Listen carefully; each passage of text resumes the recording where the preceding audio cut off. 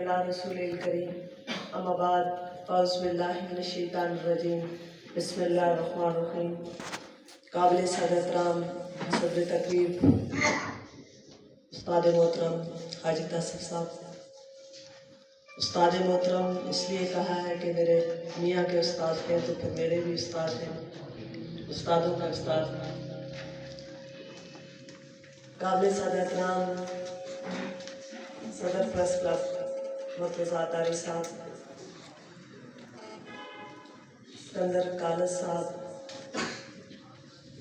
Secretary general साबिक secretary general district bar association जनाब चौधरी बिशारत साहब, जनाब चौधरी हबीबुल्लाह साहब,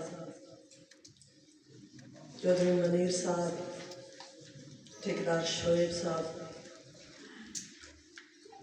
स्टेज पे बैठे और पंडाल में बैठे हुए मुख्तलिफ मकातब फ़िक्र से ताल्लुक़ रखने वाले मेरे भाइयों, मेरे बुज़ुर्गों,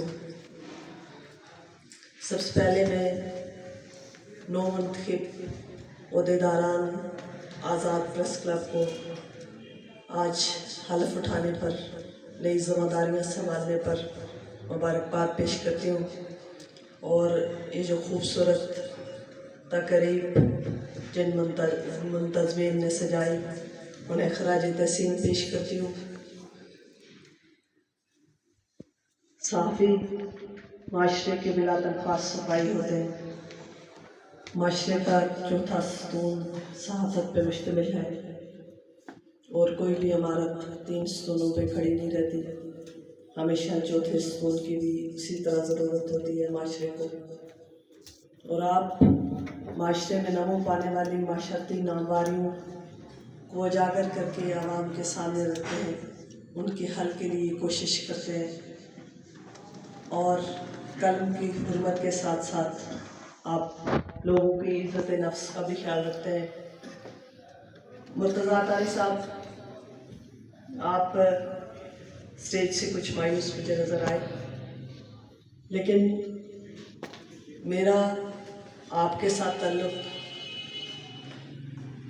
उस वक़्त से है जब आप महाजरीन के हकूक़ की बहाली के लिए, उनको घर दिलाने के लिए, उनके राइट देने के लिए जदोजहद किया करते थे।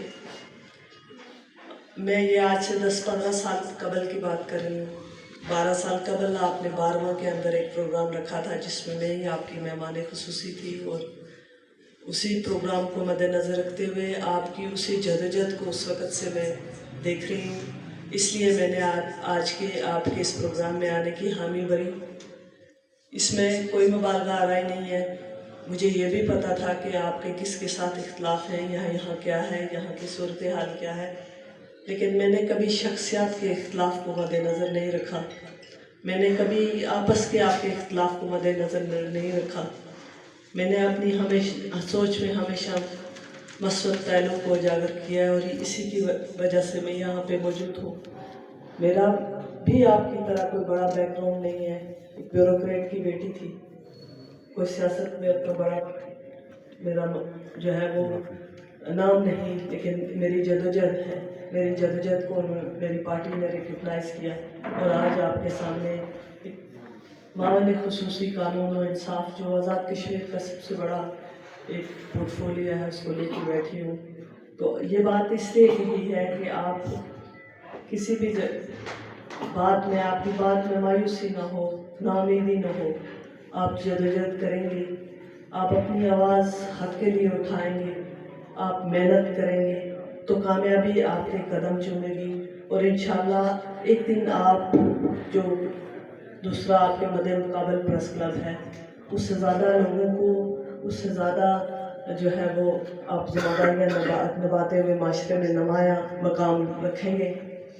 मैं किसी ने बात की कि कश्मीर की आज़ादी के लिए, तो मैं आज के प्रोग्राम में चूँकि आप माशरे की आँख हैं तो आपसे ये रिक्वेस्ट करने आई हूँ कि जहाँ आप आटे के लिए बुरहान को दूर करने के लिए बाहर निकलते हैं, आप अपने बिजली के बिलात के लिए बाहर निकलते हैं, تو وہاں اپنی اجتماعی سوچ کے ساتھ ساتھ انفرادی سوچ کے ساتھ ساتھ اجتماعی سوچ کو ضرور لے کے چلیے.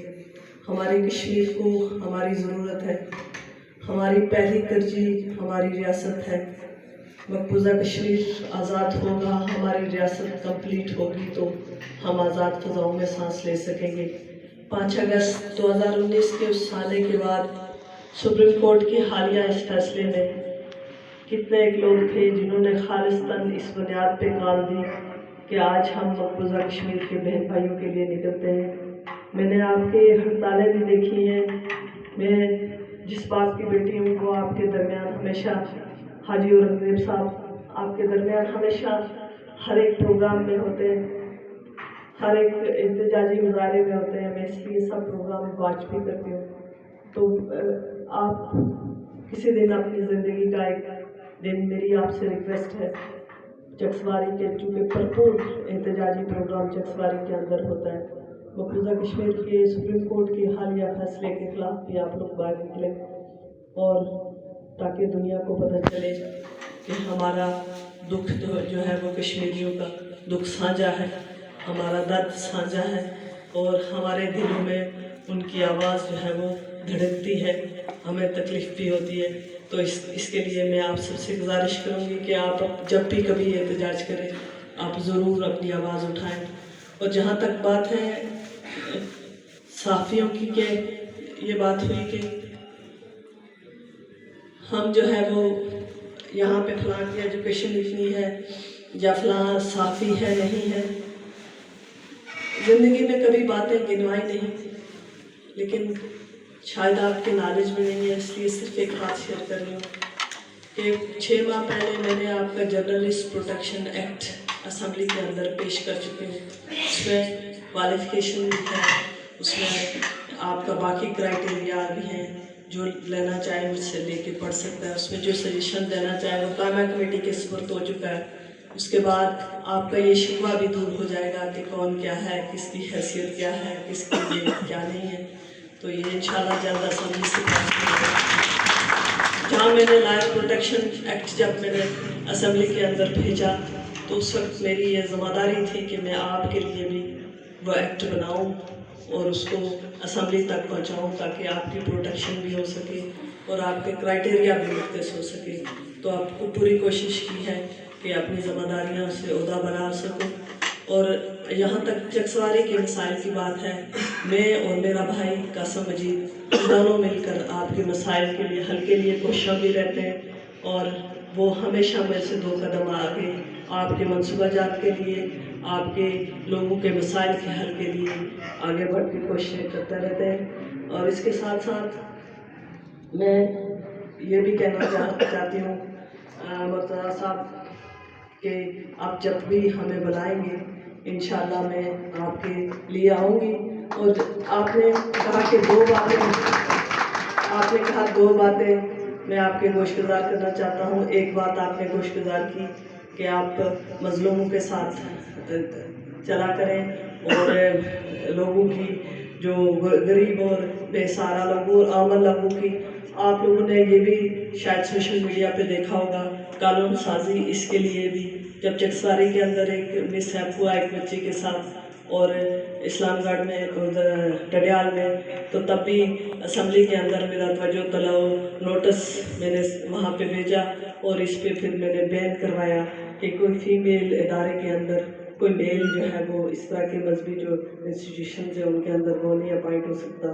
تو اپنی کوششیں کرتی رہتی ہوں، جہاں کہیں کوتاہی ہو آپ مجھے نشاندہی کریں تو پوری کوشش کروں گی کہ آپ کے مسائل کے حل کے لیے اپنی جو ہے وہ توانائی صرف کر سکوں. میں اسی پہ اجازت چاہتی ہوں اور آخر میں آپ کے لیے یہ کہتی ہوں کہ تندیری بادی مخالف سے نہ گھبرائے ہے عقاب، یہ تو چلتی ہے تجھے اونچا اڑانے کے لیے. وما علینا الا البلاغ المبین.